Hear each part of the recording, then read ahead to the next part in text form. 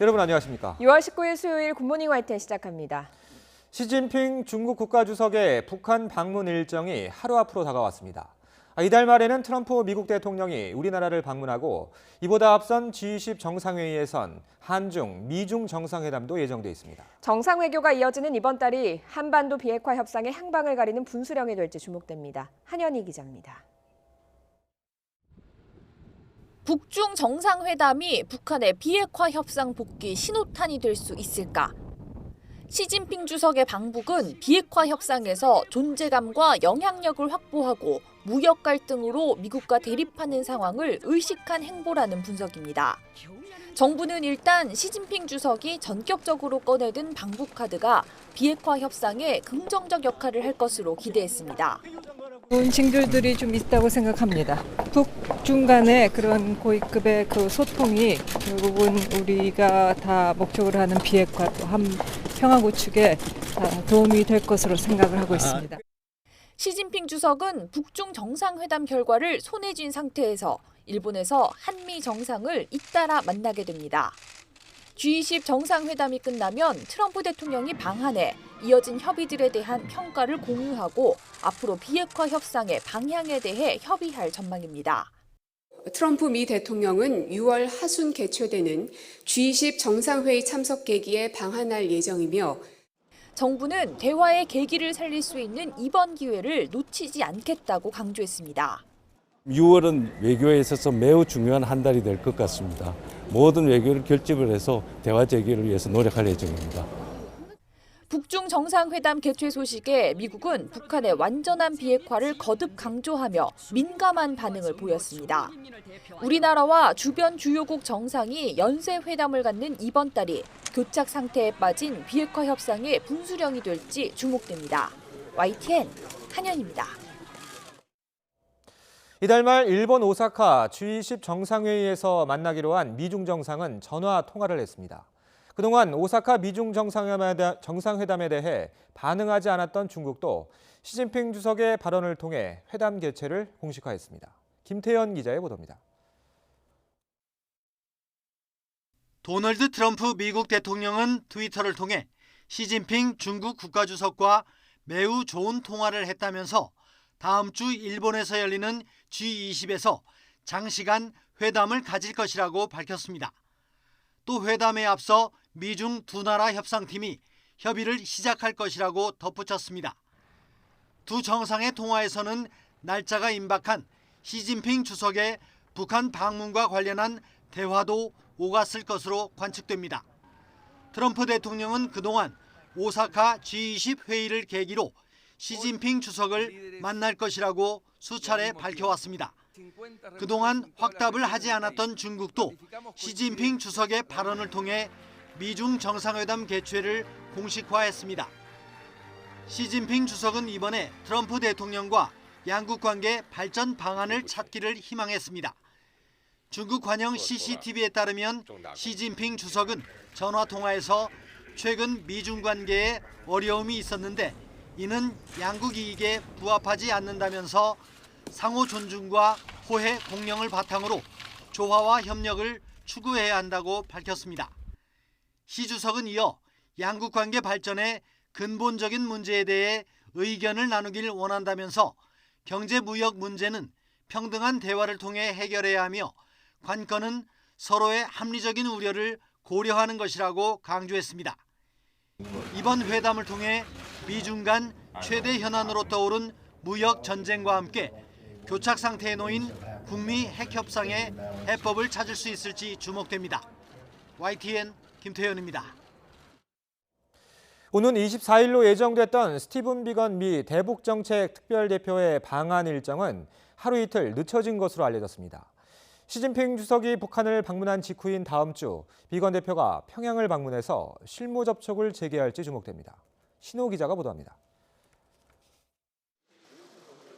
스티븐 비건 미 대북 특별대표가 오는 25일이나 26일쯤 우리나라를 방문할 것으로 보입니다. 당초 24일 방한할 예정이었는데 일정이 언론에 미리 공개되면서 하루 이틀 연기된 것으로 안다고 정부 관계자는 밝혔습니다. 트럼프 대통령보다 3, 4일 먼저 우리나라에 온다는 점에서 판문점이나 평양에서 북측과의 실무 접촉 가능성이 제기됩니다.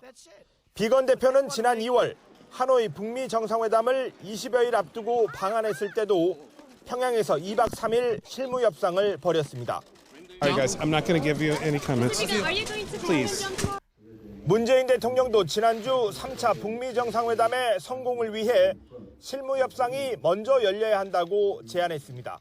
실무 협상을 토대로 양 정상 간의 정상회담이 이루어져야 지난번 하노이 2차 정상회담처럼 합의를 하지 못한 채 헤어지는 그런 일이 다시는 발생하지 않을 것이라고 그렇게 생각합니다. 비건 대표의 방안은 시진핑 주석의 방북과 트럼프 대통령의 방한을 사이에 둔 시점이라 더욱 주목됩니다. G20 정상회의를 앞두고 열리는 북중 정상회담은 시 주석의 입지만 강화한다는 관측도 있지만 청와대는 비핵화대화 불씨 살리기에 도움이 될 것으로 판단했습니다. 시 주석의 방북 성사에 우리도 중국 정부와 협의해서 힘을 보탰다는 설명도 덧붙였습니다. 지난주 김정은 위원장이 트럼프 대통령에게 친서를 보낸 사실이 공개되고 판문점에서 남북 정상의 핵심 측근들이 만났습니다. 여기에 비건 대표의 평양 방문까지 이어지면 한반도 비핵화 대화는 다시 본 궤도를 탈 수 있습니다. 북중 정상회담에 이은 북미 실무 접촉, G20 정상회의를 계기로 한 한중 정상회담, 트럼프 대통령의 방한 등 이달 연쇄적인 비핵화 대화가 이어질 전망입니다. YTN 신호입니다. 북한의 내각기관지 민주조선이 시진핑 국가주석의 방북을 앞두고 중국을 집중 조명하며 양국 친선관계를 강조했습니다. 민주조선은 북중 친선관계는 김일성 위원장과 중국의 노세대 영도자들에 의해 맺어지고 두터워졌다고 밝혔습니다. 이어 조중 친선을 강화 발전시키는 것은 두 나라 인민의 변함없는 지향이고 불패의 북중 친선은 세월의 흐름과 더불어 영원할 것이라고 강조했습니다. 네, 밤사이 빗줄기가 많이 약해졌습니다. 서울은 비가 소강 상태를 보이고 있고 경기와 강원 곳곳으로는 산발적인 비가 오고 있는데요. 오늘 중부지방에는 오전까지 비가 오락가락 내렸다가 그치겠습니다. 낮 동안은 구름 사이로 볕이 내리쬐면서 다소 덥겠습니다. 오늘 서울 낮 기온은 26도로 어제보다 조금 더 높겠습니다. 비는 오전까지 이어진 뒤 그치겠지만 오후부터 밤 사이에는 다시 소나기 소식이 있습니다. 경기 동부와 강원 남부, 충북 북부와 남부 내륙에는 벼락과 돌풍을 동반한 5에서 30mm의 소나기가 내리겠고요. 서울과 그 밖의 경기, 충남 북부에는 오전까지 5mm 안팎의 비가 오겠습니다. 비가 온 뒤 대기 중에 습도가 높아지면서 서해안과 내륙 곳곳에는 안개가 짙게 끼어 있습니다. 서울은 가시거리가 평소 5분의 1 정도에 불과하니까요. 출근길 속도를 줄이고 안전 운전하시기 바랍니다. 낮 동안 기온이 오르면서 안개는 걷히고 볕이 내리쬐면서 이맘때 더위를 보이겠습니다. 서울 26도, 광주 29도, 대구 30도로 어제와 비슷하거나 조금 높겠습니다. 모레 오후부터 중부와 경북 지역에는 다시 비가 오겠고요. 주말에는 전국으로 비가 확대할 전망입니다. 오늘 광주와 부산, 울산과 경남 지역은 국내외 미세먼지 영향으로 공기가 탁합니다. 이 지역에 계신 분들은 수시로 미세먼지 상황도 확인하시는 게 좋겠습니다. 지금까지 YTN 야외 스튜디오에서 박현실입니다. 국제유가가 미중 정상회담의 기대감 속에 하루 만에 다시 급등세로 돌아섰습니다. 미국 시각 18일 뉴욕 상업거래소에서 다음 달 인도분 서부 텍사스산 원유는 1배럴에 1달러 97센트, 3.8% 올랐습니다. 런던 IC 선물거래소의 8월 인도분 브렌트유도 1배럴에 1달러 20센트, 20% 상승했습니다. 국제유가는 이달 말 일본 오사카에서 열리는 G20 정상회의 때 도널드 트럼프 미국 대통령과 시진핑 중국 국가주석이 정상회담을 열기로 했다는 소식이 전해지면서 상승세를 기록했습니다. 다음 소식입니다. 원룸에서 친구를 마구 때려 숨지게 한 10대들에게 경찰이 살인죄를 적용하기로 했습니다. 재미삼아 괴롭혔다기엔 그 정도가 심했습니다. 심지어 피해자에게 물고문까지 했습니다. 강희경 기자입니다. 지난 9일 새벽 10대 4명은 광주의 한 원룸에서 또래 친구를 집단 폭행해 숨지게 했습니다. 피해자는 18살 A군, 지난 2달 동안 이렇듯 4명에게 돌아가며 수십 차례 폭행을 당했습니다. 심하게 맞은 다음 날이면 눈을 뜰 수 없을 정도로 얼굴이 부었습니다. 하지만 이름만 친구였던 가해자들은 A군을 놀리는 가사를 지어 노래를 부르며 조롱했습니다. 물고문을 한 정황도 드러났습니다. 욕을 했다며 세면대에 물을 가득 담고 A군의 머리를 강제로 집어넣은 겁니다. 재미삼아 괴롭혀왔다는 것 외에 별다른 이유는 없었습니다. 수사를 이어온 경찰은 10대 4명의 혐의를 폭행치사에서 살인으로 바꿔 적용하기로 했습니다. 다발성 손상이라는 부검 결과와 폭행 피해 장면이 찍힌 동영상, 폭행 도구 등이 살인죄 적용의 근거가 됐습니다. 특히 가해자 중 한 명이 이렇게 때리다간 죽을 수도 있겠다고 진술한 점 등을 토대로 폭행으로 A군이 숨질 수 있다는 사실을 이들이 인식하고 있었던 것으로 판단했습니다. 경찰은 오늘 살인 등의 혐의로 10대 4명을 검찰에 송치할 계획입니다. YTN 강희경입니다. 전 남편을 살해한 고유정 사건을 수사하고 있는 경찰이 김포의 한 소각장에서 피해자의 유해로 추정되는 물체를 발견해서 감정을 의뢰했습니다. 피해자의 유족들은 고유정에 대해 아들 친권 상실 소송을 청구했습니다. 유종민 기자의 보도입니다. 김포시에 있는 한 쓰레기 소각장. 경찰이 타다 남은 물건 속을 뒤지고 있습니다. 고유정이 살해하고 유기한 전 남편의 시신 일부를 찾기 위해서입니다. 경찰은 이곳에서 사람뼈로 추정되는 물체 40여 점을 발견했습니다. 이미 분쇄와 소각 과정을 거친 상태로 경찰은 피해자와의 관련 여부를 조사하기 위해 국과수에 감정을 의뢰했습니다. 앞서 인천의 한 재활용품 업체에서 발견된 것은 동물뼈로 밝혀졌습니다. 경찰은 고유정의 동선을 추적해 김포에서 시신 일부가 든 종량제 봉투를 버린 것으로 보고 유기된 시신을 찾고 있습니다. 이런 가운데 고유정에 의해 살해된 전 남편의 유가족은 고유정에 대한 친권 상실 소송을 냈습니다.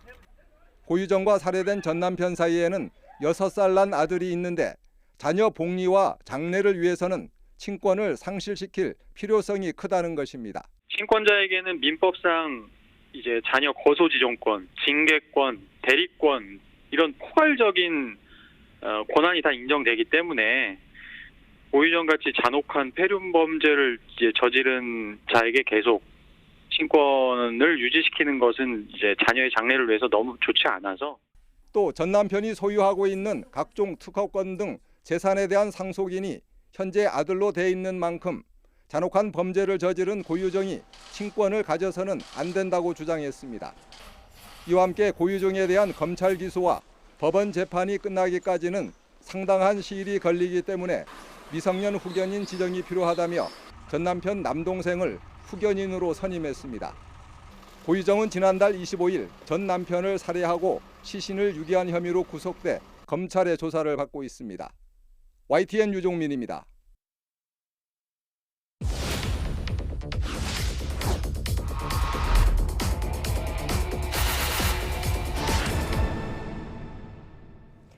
엄마의 잔혹한 범행으로 아빠를 잃은 고유정의 6살 아들. 아무것도 모르리 어린아이를 둘러싸고 법적인 문제가 도마에 올랐습니다.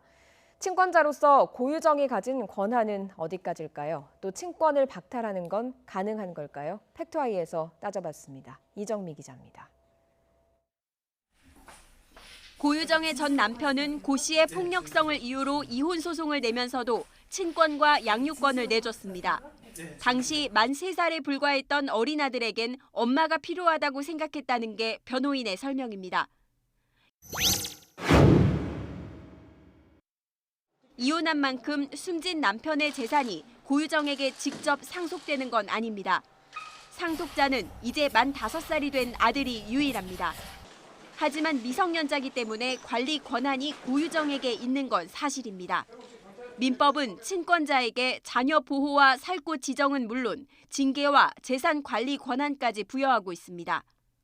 시급하게 필요한 처분은 친권을 정지시키고 그다음에 친권 대행자를 선임하는 것입니다. 재판 결과가 나오기 전까지 임시로 사전 처분을 신청할 예정입니다.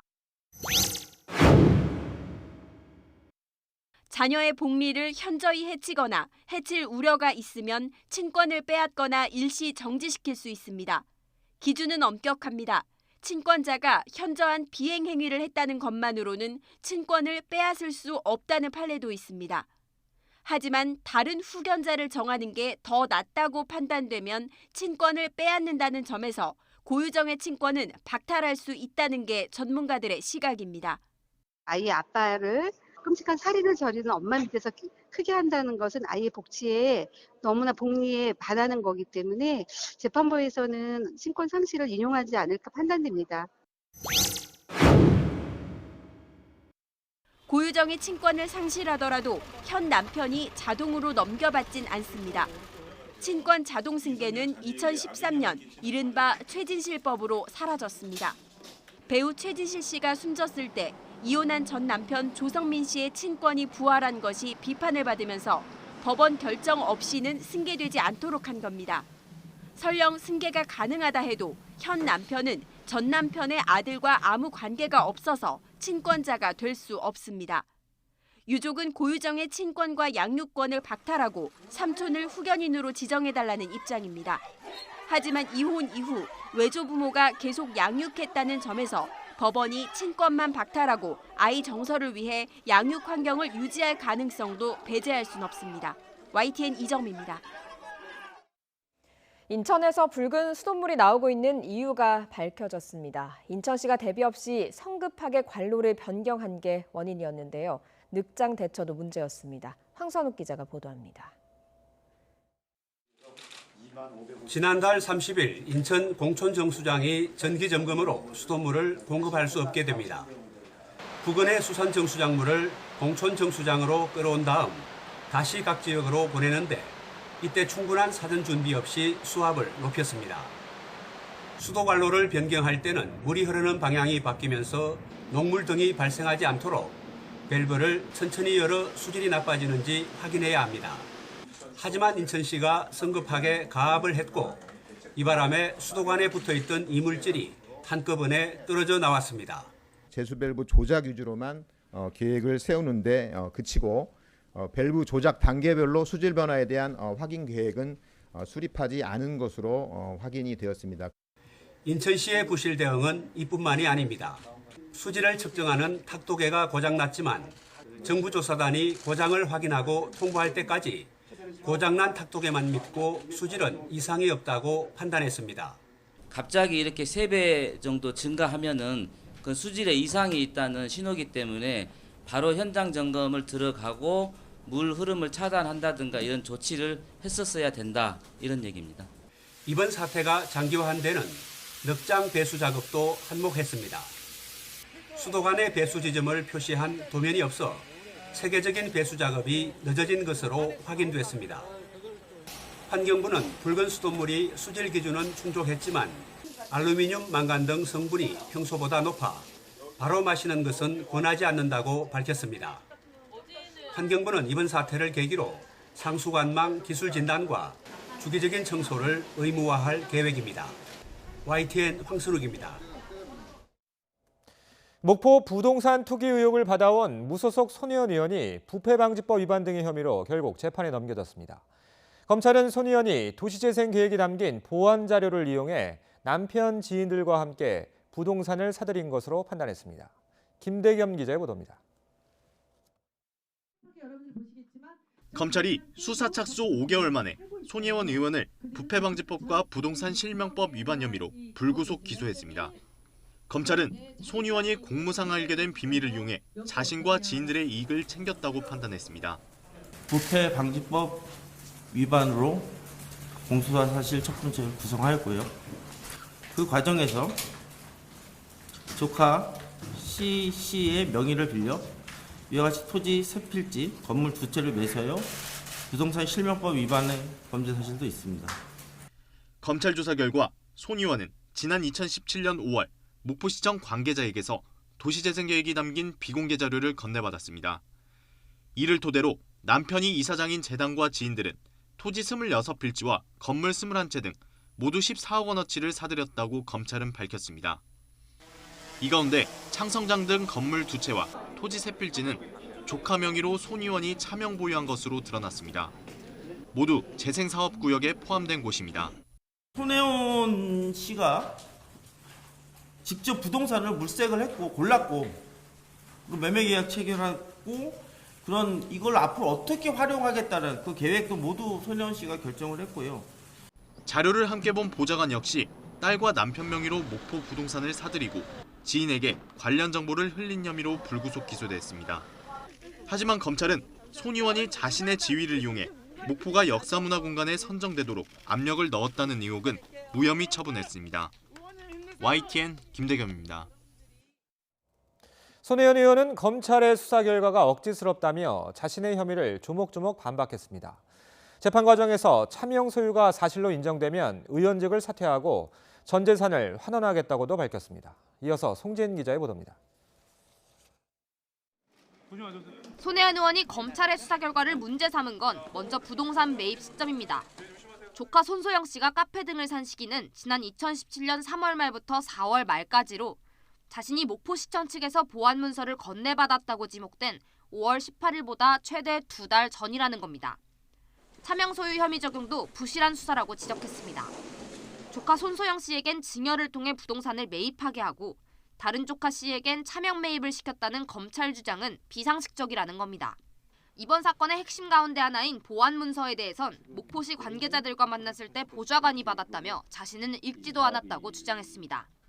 또 도시재생 지역 선정 권한은 목포시가 아닌 국토부에 있었다고 반박했습니다. 검찰이 지목한 또 다른 보완 문서 역시 세미나 참석자들에게 모두 공개될 수 있었던 자료라고 말했습니다. 그러면서 검찰의 수사 결과를 보면 자신과 지인들이 목포 부동산을 매입한 사실만 있을 뿐 시세 차익을 노렸다는 의혹에 대해선 아무런 설명이 없다고 꼬집었습니다. 손 의원은 자신의 차명 소유 의혹이 사실로 드러나면 약속한 대로 의원직에서 사퇴하고 전 재산을 환원하겠다며 앞으로 재판에서 진실을 낱낱이 밝히겠다고 말했습니다. YTN 송재인입니다. 여야 4당이 2월 임시국회를 열기로 했지만 자유한국당이 복귀하지 않으면서 실질적인 국회 정상화는 차일피일 미뤄지고 있습니다. 그런데 한국당이 윤석열 검찰총장 후보자의 인사청문회는 참석한다는 입장이어서 이를 계기로 국회에 복귀하는 것 아니냐는 관측이 나오고 있습니다. 최기성 기자입니다. 여야 대치로 국회 파행이 장기화하자 문희상 국회의장은 여야 교섭단체 3당 원내대표를 한자리에 불러 모았습니다. 6월 임시국회 개의를 앞두고 세부 일정을 논의해보자는 취지였는데 1시간 가까이 이어진 비공개 회동은 소득 없이 끝났습니다. 여전히 그 쟁점은 존재하고 타결되지 못하고 무산됐습니다. 추경안 처리가 시급한 여당은 국회 상임위원회와 특별위원회를 동시에 가동하기로 했습니다. 한국당을 압박하려는 포석인데 민생 법안을 중점적으로 처리하겠다며 민생입법 추진단도 꾸렸습니다. 제1야당의 국회 복귀 여부를 둘러싸고 벌어지는 소모적이고 비상식적인 논쟁을 끝내야 합니다. 한국당은 이에 맞서 릴레이 정책 의원총회를 열고 문재인 정부의 경제 실정을 알리겠다며 나섰습니다. 이번 추경안을 정부가 빚을 져서 현금 쿠폰을 나눠주는 재정 포퓰리즘으로 규정하면서 순간을 모면하기 위한 꼼수라고 지적했습니다. 총선용 추경이다. 6조 7천억 중에 3조 6천억을 빚을 내서 추경하겠다라는. 이런 가운데 연이은 고위공직자 인사청문회가 국회 정상화의 새로운 변수로 떠올랐습니다. 한국당이 김현준 국세청장 후보자 인사청문회 개최에 합의하면서 26일 인사청문회를 열기로 한 가운데 국무회의에서 인사발령안이 통과된 윤석열 검찰총장 후보자의 인사청문회도 앞두고 있습니다. 민주당은 윤 후보자가 검찰개혁을 위한 적임자라며 축켜 세웠지만 권력에 굽힘없는 강력한 원칙주의자로 국민적 신망을 그동안 받아왔습니다. 한국당은 검찰을 정권의 하수인으로 만들려는 계략이라고 되받아쳤습니다. 이 음흉한 계략을 반드시 청문회를 통해 저지해야 될 것입니다. 한국당이 인사청문회에서 윤 후보자를 선고 검증하겠다고 밝힌 만큼 이걸 계기로 자연스레 국회로 돌아오는 것 아니냐는 관측도 나오고 있습니다. YTN 최기성입니다. 윤석열 검찰총장 후보자는 본격적인 인사청문회 준비에 들어갔습니다. 60억 원대에 이르는 재산 형성 과정과 검찰 개혁에 대한 입장 등이 주요 쟁점이 될 전망입니다. 조성호 기자입니다. 야권은 윤석열 검찰총장 후보자의 재산 증식 과정을 집중적으로 들여다볼 것으로 보입니다. 윤 후보자는 올해 65억 9천만 원의 재산을 신고했습니다. 법무검찰 고위직 간부 가운데 재산이 가장 많고 중앙부처 소속 공무원 중에서도 상위 5번째입니다.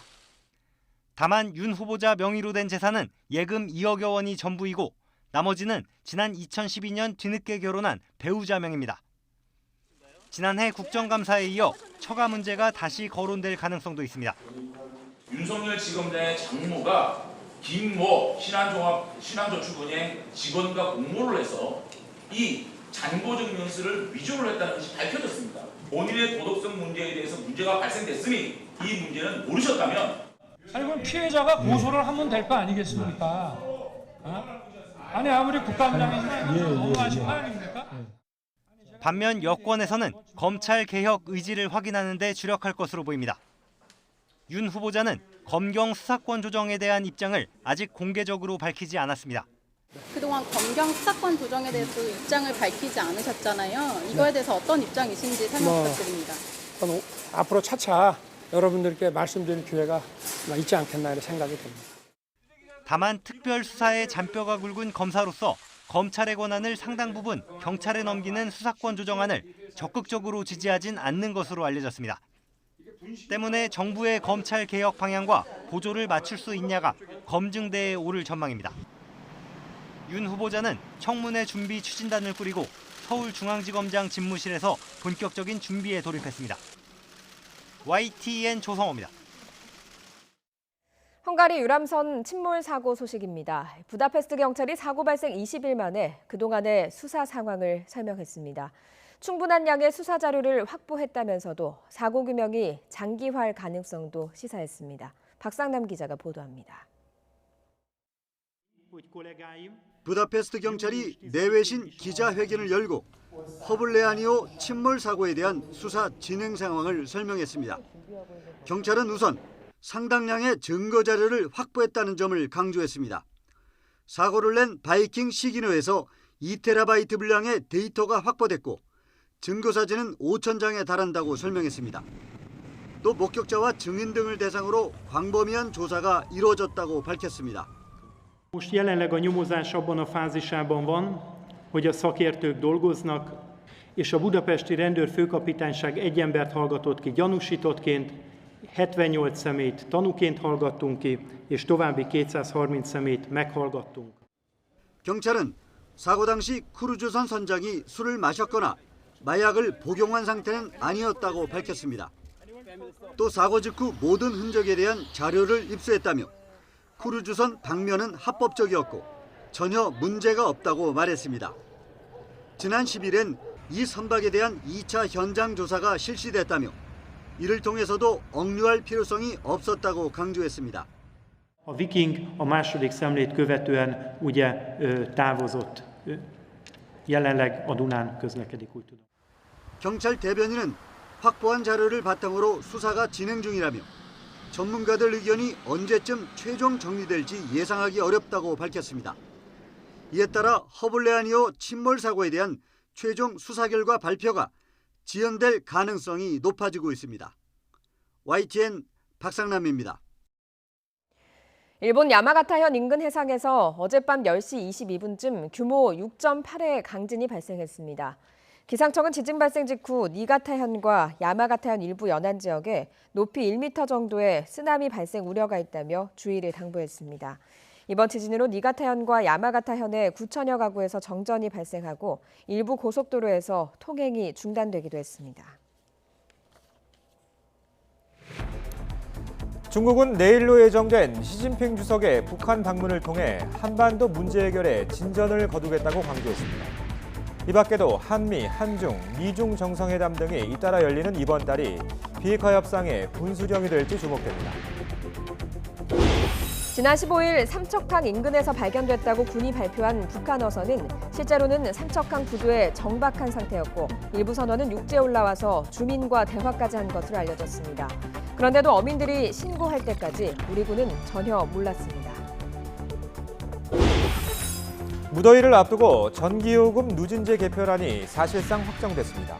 지난해처럼 7, 8월에만 누진제를 완화하는 건데 1,600만 가구가 한 달에 10,000원 정도 부담이 줄어들 전망입니다. 인천 불금 수돗물 사태는 수도 간의 이물질을 제거하지 않은 채 무리하게 수도 관로를 변경한 것이 원인으로 밝혀졌습니다. 책임자가 직위 해제되는 등 문책 인사가 났지만 피해 주민들의 성토는 이어지고 있습니다. 시진핑 주석의 북한 방문 일정이 하루 앞으로 다가왔습니다. 중국은 시 주석의 북한 방문을 통해 한반도 문제 해결 과정에서 새로운 진전을 거두도록 노력하겠다고 밝혔습니다. 베이징에서 강성욱 특파원이 보도합니다. 중국 정부는 시진핑 주석과 김정은 위원장의 회담에서 한반도 정세를 논의한다고 밝혔습니다.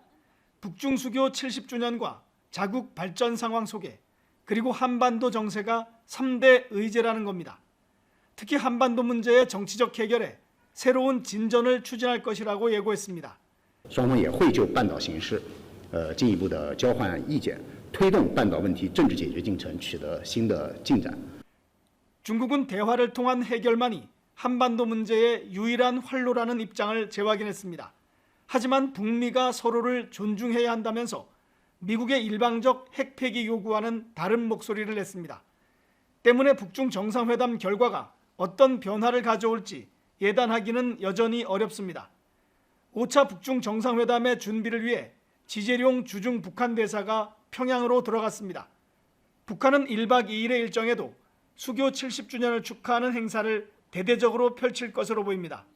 특히 북미 관계가 어려워진 가운데 맞는 시진핑 주석의 첫 방문이어서 최상의 예우를 할 전망입니다. 베이징에서 YTN 강성웅입니다. 시진핑 주석의 방북에 앞서 한미 육자회담 수석 대표가 회동을 갖고 공개석상에서 대북 메시지를 내놓습니다. 우리 측 대표인 이도훈 한반도 평화교섭 본부장은 북중 정상회담이 북미 협상을 견인하는 긍정적인 요소가 될 것으로 내다봤습니다. 워싱턴에서 김희진 특파원이 전해왔습니다. 북중 정상회담에 앞서 한미조 1차 이도훈 한반도 평화교섭 본부장이 미국을 찾았습니다. 한반도 비핵화와 평화 정착의 가장 큰 화두는 북미 협상의 조기 개최라며 미국과 그 방안을 협의하겠다고 밝혔습니다.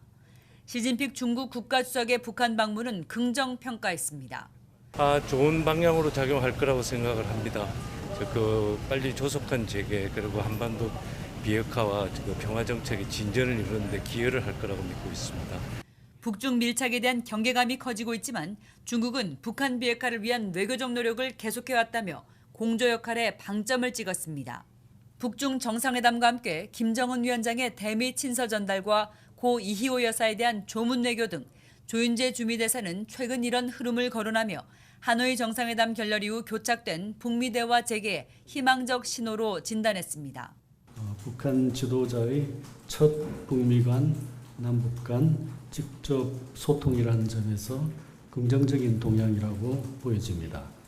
G20 정상회의를 전후한 남북미 중의 연쇄 정상회담, 특히 트럼프 대통령의 방안까지 6월 숨가쁘게 돌아가는 한반도 시계는 비핵화 협상의 선순환을 이끄는 분수령이 될 전망입니다.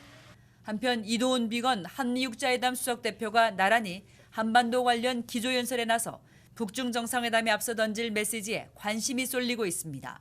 워싱턴에서 YTN 김희준입니다. 최근 미국을 방문했던 개성공단 기업협회는 미국 측 인사들이 개성공단의 평화적 가치를 전혀 모르고 있었다며 정부가 공단 재개를 위해 더욱 노력해야 한다고 강조했습니다. 기업협회는 기자간담회를 열고 방미 과정에서 개성 주변 북측 군부대를 이동시키고 남북이 합의해서 만든 개성공단의 평화적 가치를 설명했다며 이같이 밝혔습니다. 정기섭 회장은 남북 문제를 미국과 협의하는 워킹그룹에서 통일부의 의견이 제대로 전달되는지 의문이라며 미국과의 소통 과정에서 통일부의 역할이 확대돼야 한다고 강조했습니다. 지난 15일 우리 군은 삼척항 인근에서 북한 어선이 발견됐다고 발표했습니다. 그런데 실제로는 삼척항 부두에 이 어선이 정박을 했었고 우리 어민이 발견한 것으로 드러났습니다. 북한 선원 가운데 일부는 육지에 올라와 우리 주민과 대화까지 했지만 군은 이런 사실을 전혀 몰랐습니다. 김세호 기자가 보도합니다. 지난 15일 북한의 소형 목선이 삼척항 부두에 정박한 모습입니다. 인민군과 방한복 차림의 선원 4명의 모습이 눈에 띕니다. 군은 당초에 해당 어선이 삼척항 인근에서 발견됐다고 밝혔습니다. 우리 군은 지난 6월 15일 06시 50분경 북한 소형 선박 한 척이 삼척항 인근에서 발견된 경위를 조사하였습니다. 하지만 해당 선박은 삼척항 어선 부두에서 우리 어민에 의해 발견됐습니다. 북한 선원들은 육지에 올라와 우리 주민과 대화까지 한 것으로 알려졌습니다. 군은 어민들이 근처 파출소에 신고할 때까지 이러한 내용을 까맣게 모르고 있었습니다. 해당 어선이 남쪽으로 130km를 내려오는 동안 감시망이 전혀 작동하지 않은 겁니다. 특히 어선이 부두에 정박한 점으로 미뤄 표류가 아닌 동력을 사용했고 복장 등으로 미뤄 선원이 아닐 수도 있다는 의혹도 제기됩니다. 북한 선원 4명 중 2명은 귀순 의사를 밝혀 남한에 남기로 했고 나머지 2명은 판문점을 통해 북으로 돌아갔습니다. 북한 선원이 삼척항에 도착해 육지를 활보한 사실이 알려지면서 해상판 노크 귀순이라는 비판과 함께 파장이 커지고 있습니다. YTN 김세호입니다. 네, 오늘 출근길도 우산은 챙겨서 나오셔야겠습니다. 서울은 현재 비가 잠시 그쳤지만 그 밖에 경기와 강원도 지역 산발적인 약한 비가 이어지고 있습니다. 오늘 서울 등 중북부 지역은 오전까지 오락가락 비가 더 오겠습니다. 이후 북쪽을 지나는 비구름은 물러갈 것으로 보이는데요. 하지만 늦은 오후에는 대기 불안정이 심해지면서 내륙 곳곳에 소나기 구름이 발달할 것으로 보입니다. 특히 천둥과 번개까지 동반하면서 요란스럽게 소나기가 오겠습니다. 예상되는 비량은 경기 동부와 강원 지역, 충북과 남부 내륙 지역에 5에서 최고 30mm, 서울과 경기 서부 지역, 충남 일부 지역은 5mm 안팎의 비가 오겠습니다. 낮 동안에는 25도를 웃돌면서 여름 더위가 지속됩니다. 오늘 서울의 한낮 기온은 26도까지 오르겠고요. 청주와 대전 28도, 대구는 30도까지 올라 덥겠습니다. 이렇게 초여름 더위 속에 이번 주는 비 예보가 자주 있습니다. 금요일인 모레는 중부 지역에 비가 오겠고요. 주말엔 전국 곳곳에 비가 내릴 전망입니다. 날씨 정보였습니다. 1,700여 가구가 사는 대전의 한 아파트에서 7시간 넘는 정전으로 주민들이 큰 불편을 겪었습니다.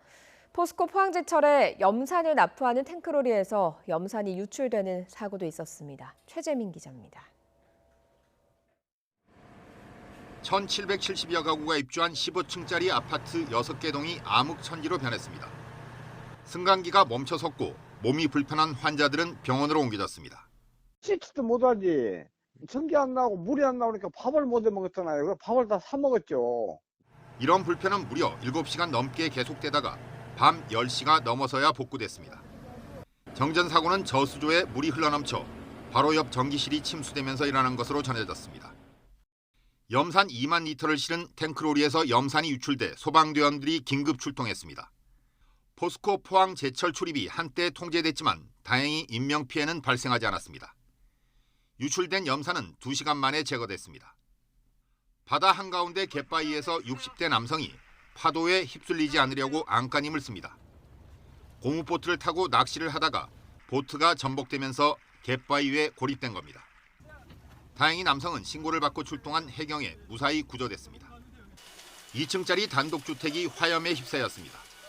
이불로 주택과 가재도구가 탔지만 집안에 아무도 없어 인명피해는 없었습니다.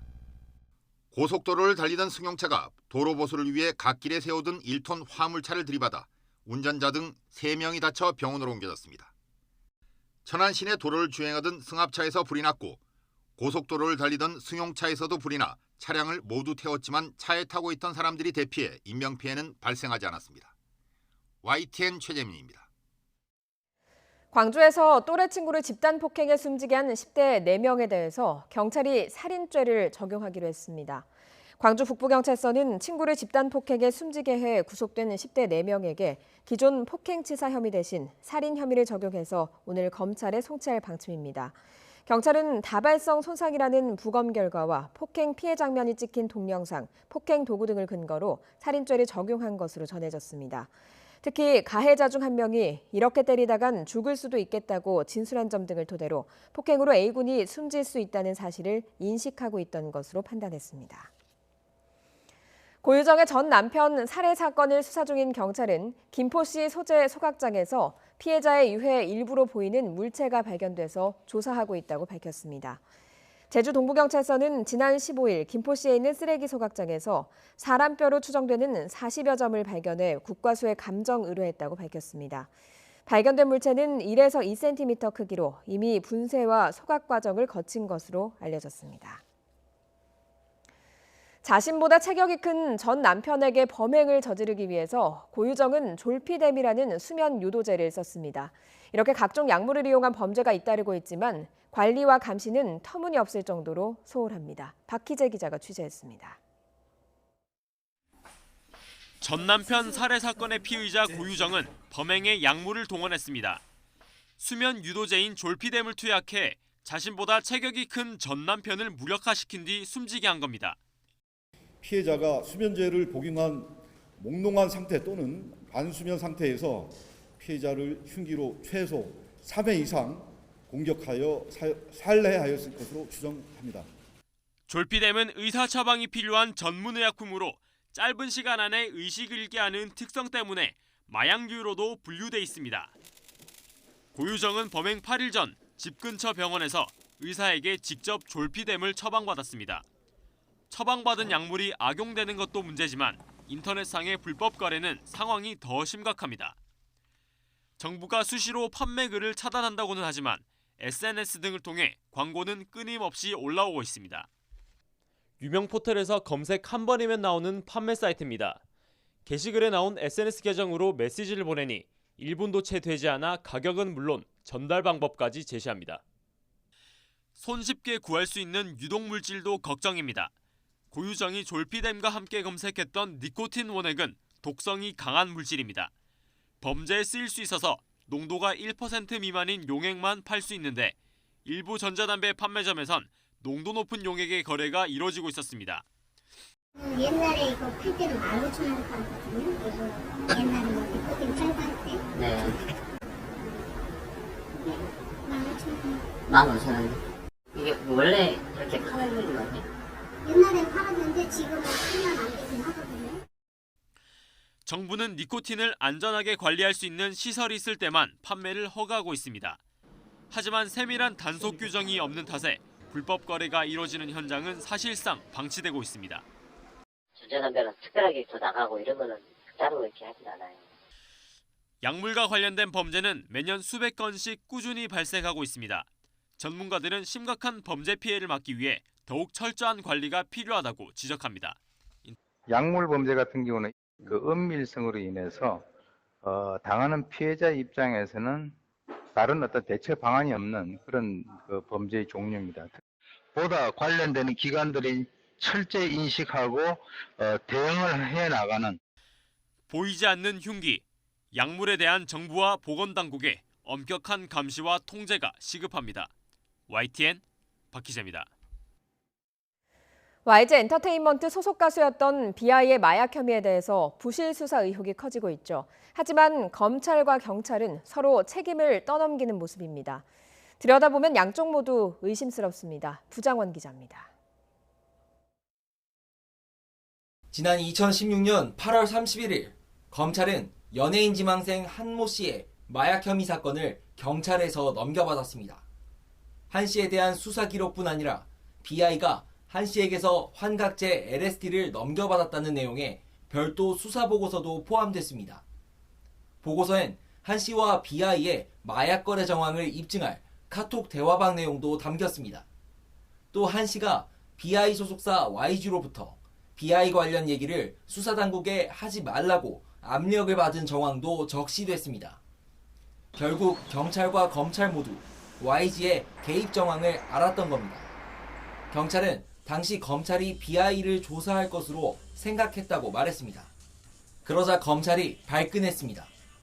정식으로 넘겨받은 건 한 씨 사건뿐이었고 비아이 사건은 경찰의 자체 수사라서 검찰과는 상관없다는 겁니다. 또 내사에 착수한 경찰이 비아이를 소환 조사했어야 했다고 지적했습니다.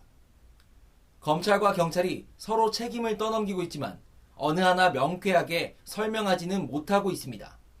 또 사법당국을 좌지우지할 수 있는 것처럼 양현석 전 YG 대표가 협박했다는 한 씨의 주장까지 더해지면서 유착 의혹도 갈수록 증폭되고 있습니다.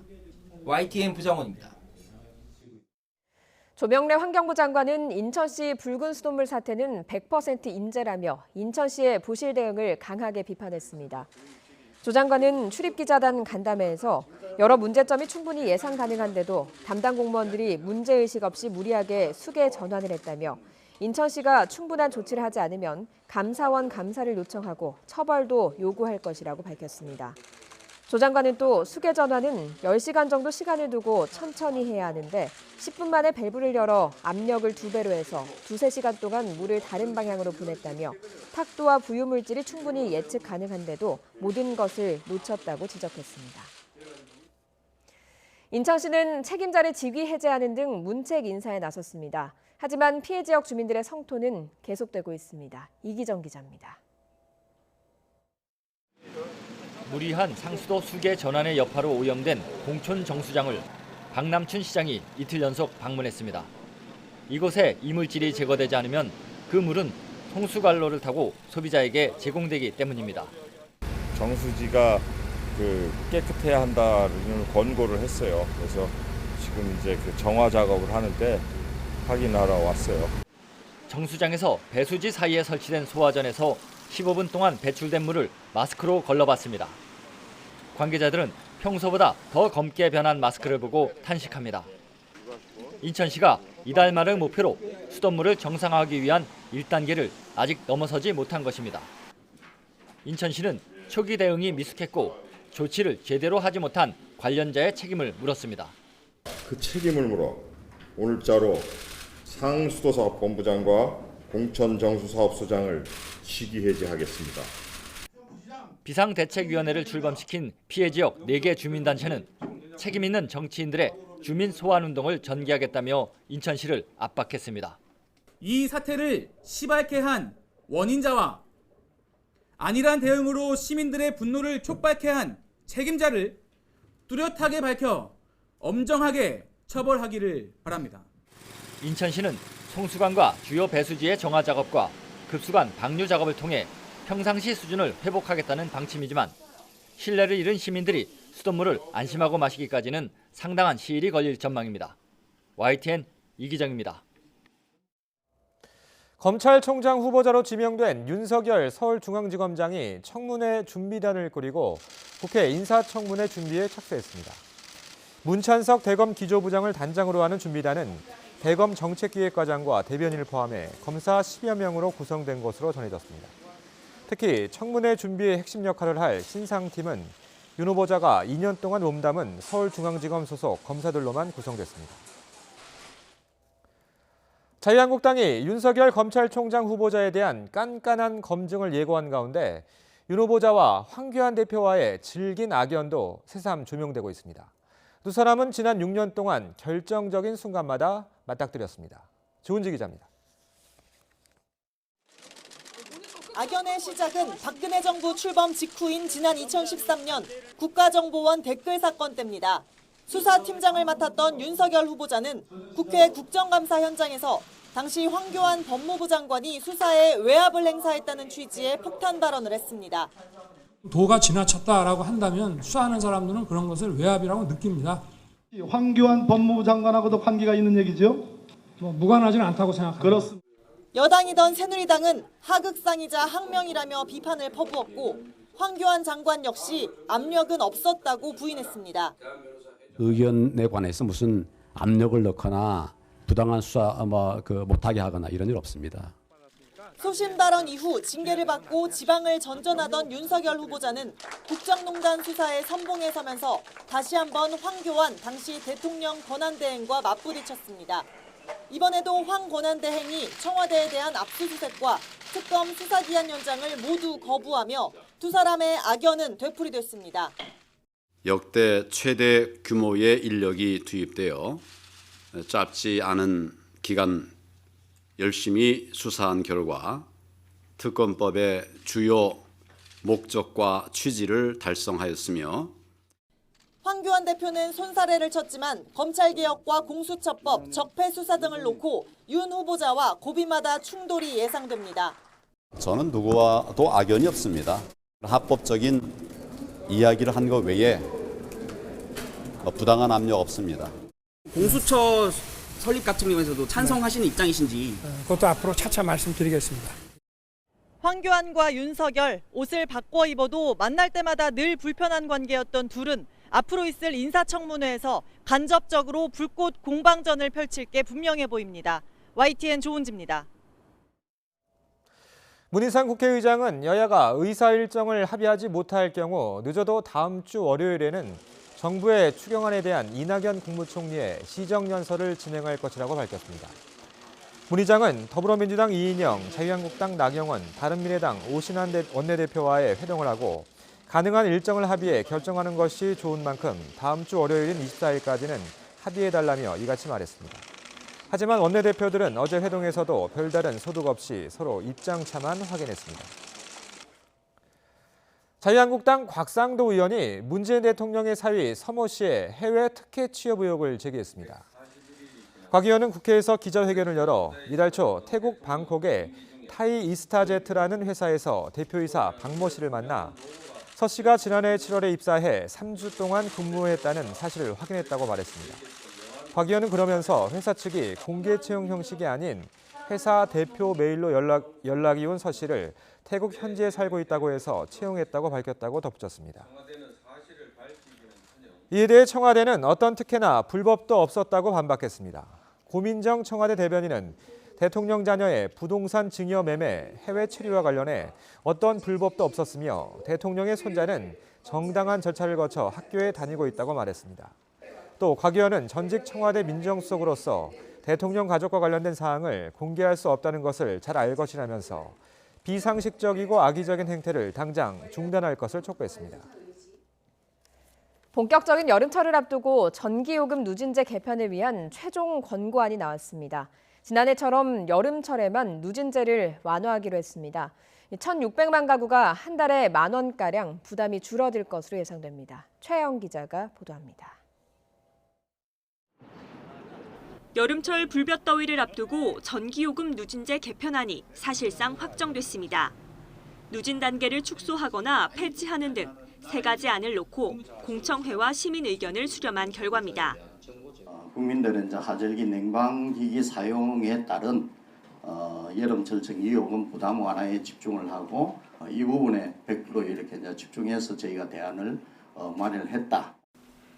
결론은 지난해처럼 여름철에만 전기료 부담을 덜어주는 방안이 선택됐습니다. 평소에는 현재 3단계 누진 구간이 유지되다가 7월과 8월에만 구간을 확대해주는 방식입니다.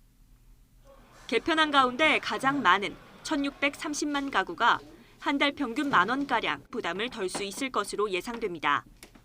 하지만 여름철 요금 폭탄 등 논란이 된 누진제 문제는 계속 떠안고 가게 됐습니다. 소비자에게 원가 이하로 공급한다고 해서 비용이 사라지는 것은 아닙니다. 결국은 소비자들이 각자가 비용을 발생시킨 만큼 공정하게 전기요금을 부담토록 하는 것이. 한전은 권고안을 토대로 전기요금 약관 개정안을 마련할 예정이지만 올해 1분기에만 6,300억 원의 적자를 낸 경영 문제는 부담으로 작용할 가능성이 큽니다. 정부는 전기위원회 심의를 거쳐 다음 달부터 새로운 한시적 누진제를 적용할 계획입니다. YTN 최하영입니다. 그룹 방탄소년단이 미국과 브라질, 유럽 스타디움 투어 공연으로 60만 장이 넘는 티켓을 팔아서 936억 원을 번 것으로 나타났습니다. 빌보드 뉴스에 따르면 방탄소년단은 미국 3개 도시 6회, 브라질 상파울루, 영국 런던과 프랑스 파리에서 각각 2회 등 12차례 공연을 열어서 티켓 판매량 60만 6천여 장을 기록했으며 판매 수익금은 7,890만 달러로 집계됐습니다. 빌보드는 특히 방탄소년단이 로스앤젤레스 로즈볼 스타디움에서 열린 수익은 1,660만 달러로 공연장 사상 최고 기록이라며 이전 테일러 스위프트, U2 등의 기록을 깼다고 전했습니다. 잇몸병 선택은 이가탄입니다. 엄마? 친구야. 아버님, 많은 분들이 이가탄을 복용하고 계십니다. 잇몸병엔 이가탄, 효과도 만족도 역시 이가탄입니다. 아시죠? 이가탄.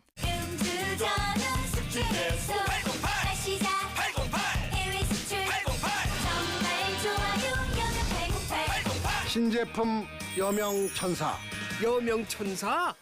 정말 좋아요. 나는 그룹웨어입니다. 하지만 당신이 알던 그룹웨어는 다릅니다. 기업의 모든 정보가 모여 연결되고 모든 구성원의 소통을 원활하게 하며 언제 어디서나 협업하도록 돕습니다. 나로부터 기업은 업무 효율을 통한 기업 잠재력 극대화를 경험할 것입니다. 도전이기 가능한 그룹웨어 비즈박스 알파입니다. 도전과 상의하세요. 도전.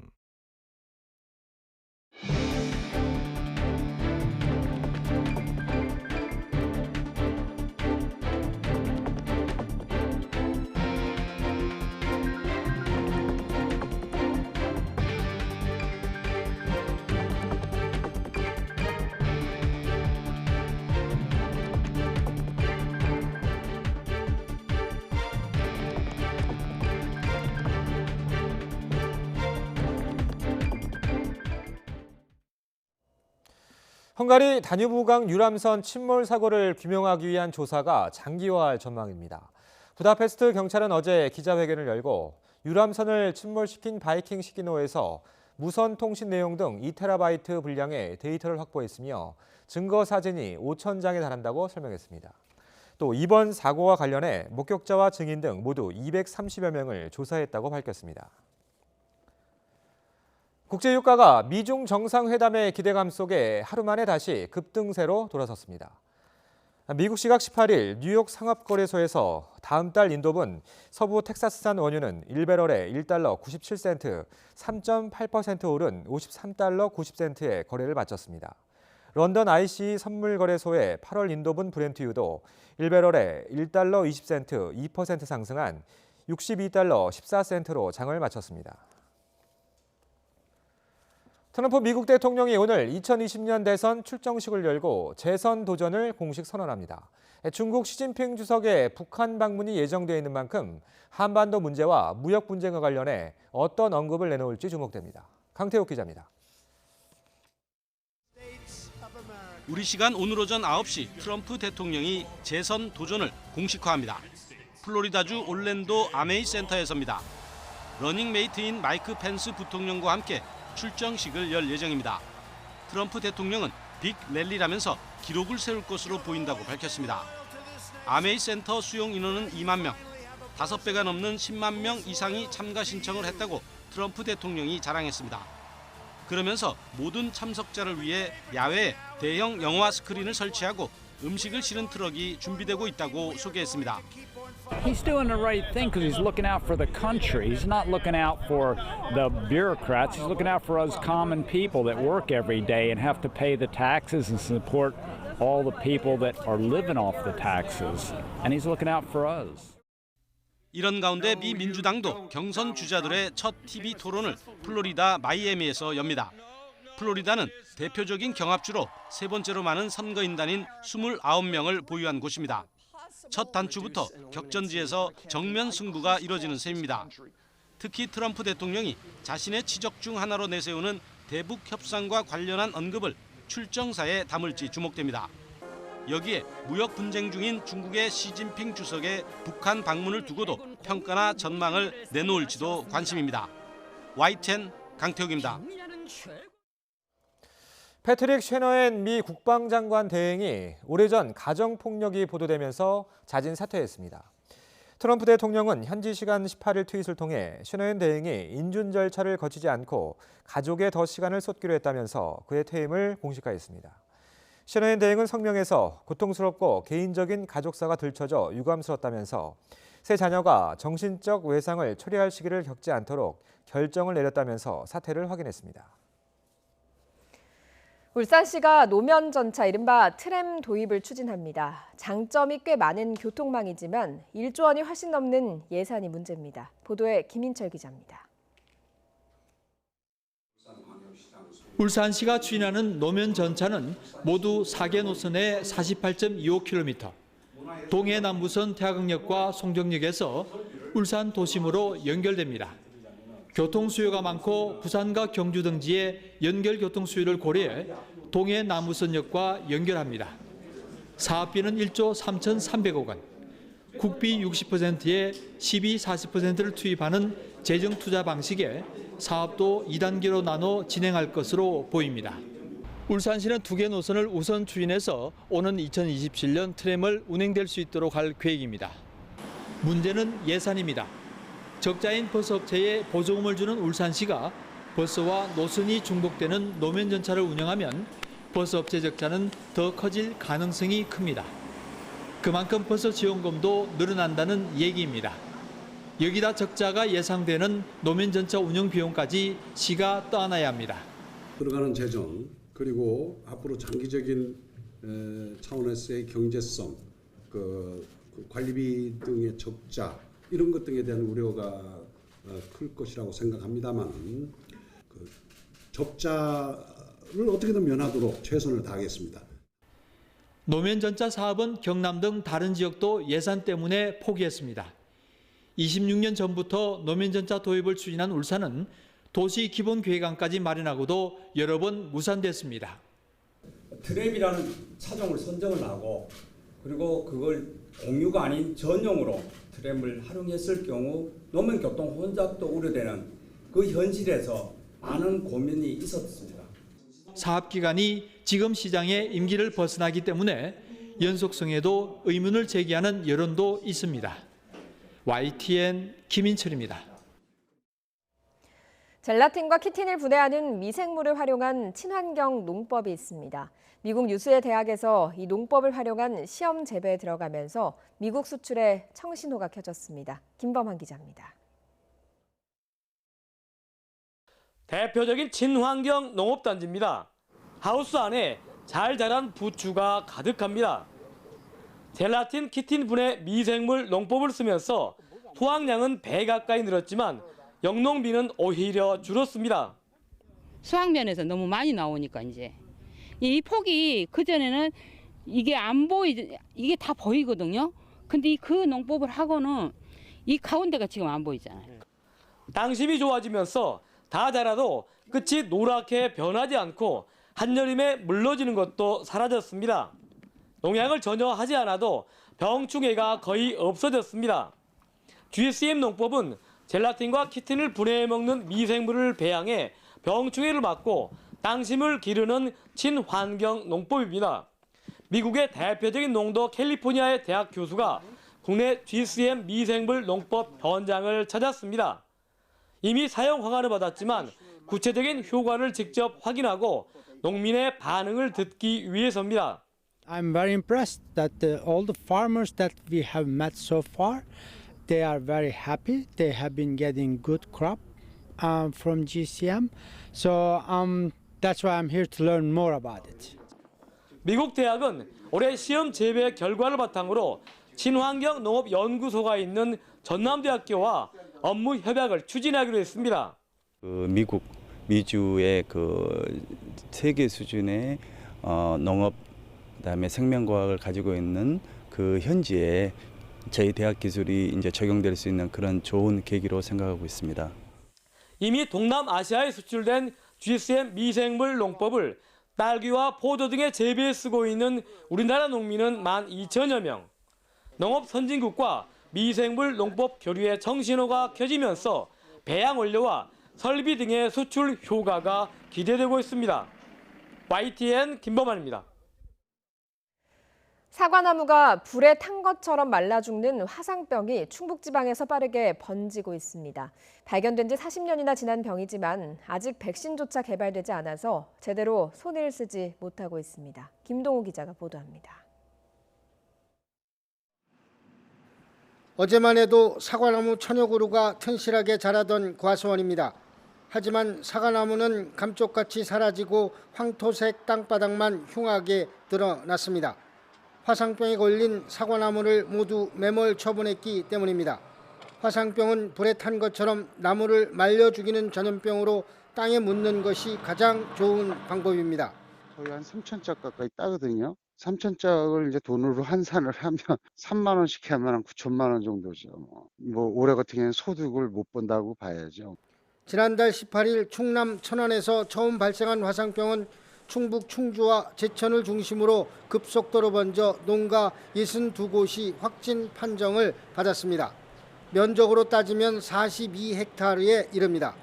농가 27곳이 정밀 진단을 받고 있는데 확진 판정을 받을 가능성이 큽니다. 또 다른 농가로 확산할 우려가 커 방역에 비상이 걸렸습니다. 바람이나 곤충, 사람 등에 의해 옮겨지는 화상병의 가장 큰 문제는 백신이 없다는 겁니다. 살세균제와 살충제를 살포하고 있지만 효과는 미지수입니다. 광활한 지역에 노출되어 있다는 겁니다. 그렇기 때문에 그 노지를 대상으로 이런 전염원을 근본적으로 차단하는 데는 현실적으로 어려움이 많다는 그런 말씀을 드립니다. 화상병 세균은 섭씨 25도에서 29도 사이에 가장 왕성하게 활동하는 것으로 알려져서 앞으로 한 달 동안이 고비가 될 것으로 보입니다. YTN 김동호입니다. 교육부가 특성화고 마이스터고 포털인 하이파이브 누리집을 개편해서 오늘부터 공개합니다. 2012년 공식 서비스를 시작한 하이파이브는 특성화고 마이스터고 학교 정보, 중등 직업교육 정책, 학교 커뮤니티 등을 제공하고 있습니다.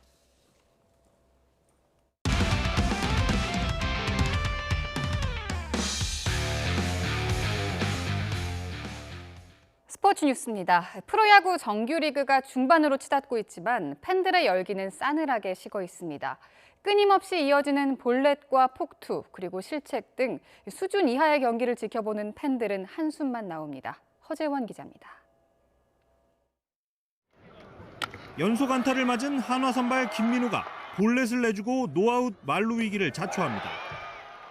볼넷은 어김없이 대량 실점의 출발점이 됐습니다.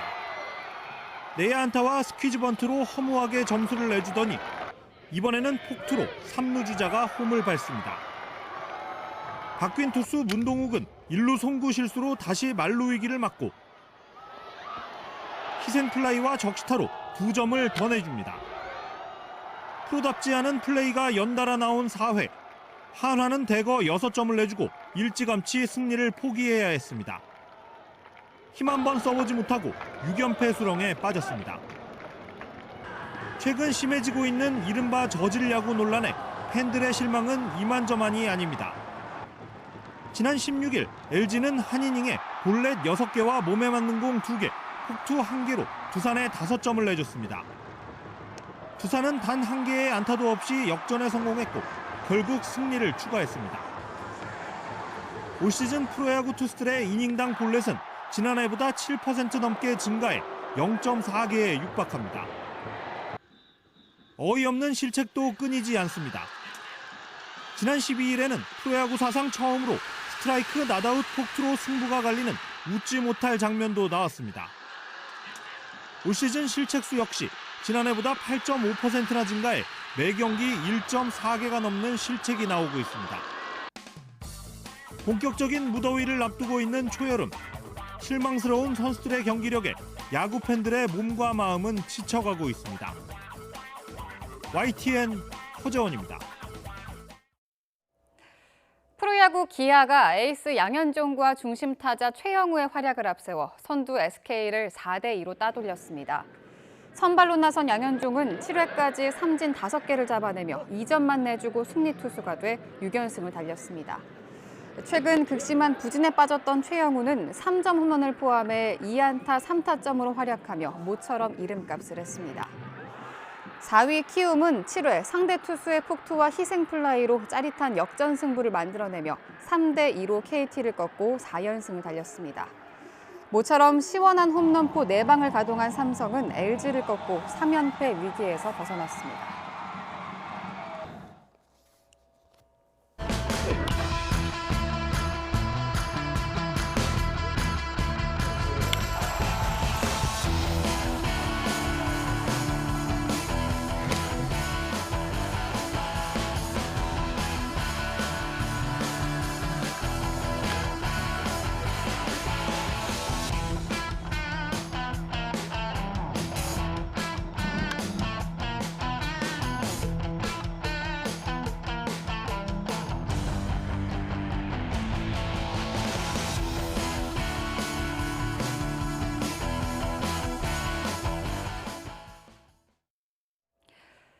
프로야구 기아의 내야수 이범호 선수가 현역 생활을 마감하기로 했습니다.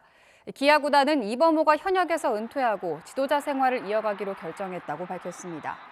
이범호의 은퇴식은 다음 달 13일 광주 홈경기에서 진행될 예정인데 기아는 1,995경기를 뛴 이범호 선수가 2,000경기 출전 기록을 채울 수 있도록 남은 경기에서 배려할 예정입니다. 피파 20세 이하 월드컵 준우승과 함께 한국 남자 선수 최초로 골든볼을 수상한 이강인 선수가 소셜미디어를 통해 팬들에게 감사 인사를 전했습니다. 이강인은 오랜 기간 준비하느라 고생 많았던 우리 팀, 그리고 어떤 상황에서도 끝까지 믿어주시고 응원해주신 모든 국민 여러분께 감사를 드린다고 적었습니다. 이강인은 대표팀, 그리고 모든 한국 국민이 처음부터 마지막까지 원팀이었고 그렇기 때문에 좋은 결과를 낼 수 있었다고 강조했습니다.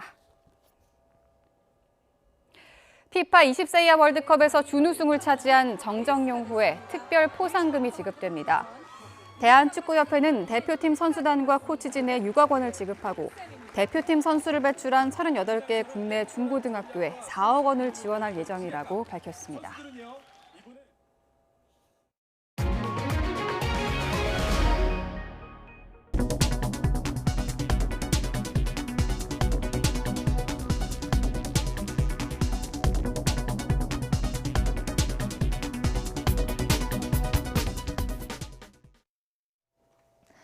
오늘 아침 빗줄기가 많이 약해졌습니다. 현재 서울은 비가 그쳤고요. 경기와 강원도 일부 지역에만 산발적인 비가 약하게 이어지고 있습니다. 중북부 지역은 오늘 오전까지 오락가락 비가 산발적으로 더 이어지겠습니다. 늦은 오후에는 대기 불안정이 심해지면서 내륙 곳곳에 소나기 구름이 발달하겠습니다. 우산 챙기셔야겠습니다. 특히 천둥과 번개를 동반하면서 요란스럽게 소나기가 오는 곳도 있겠는데요. 그 사이 예상되는 비와 소나기의 양은 경기 동부와 강원 지역, 충청과 남부 내륙 지역에 5에서 30mm, 서울과 경기 서부 지역, 충남 지역은 5mm 안팎입니다. 출근길 현재 기온 보시죠. 어제 아침과 비슷합니다. 서울 기온이 현재 19.1도, 강릉 20.2도, 대구 20.5도를 보이고 있는데요. 낮 동안에는 25도로 웃도는 여름 더위가 지속됩니다. 서울이 26도까지 오르겠고 청주와 안동, 대전 28도, 대구 30도까지 오르겠습니다. 초여름 더위 속에 이번 주는 비 예보가 자주 들어 있습니다. 금요일인 모레는 중부 지역에 비가 오겠고 주말엔 전국 곳곳에 한 차례 비가 올 전망입니다. 날씨 정보였습니다. 잠시 후 8시 굿모닝 YTN 2부가 이어집니다.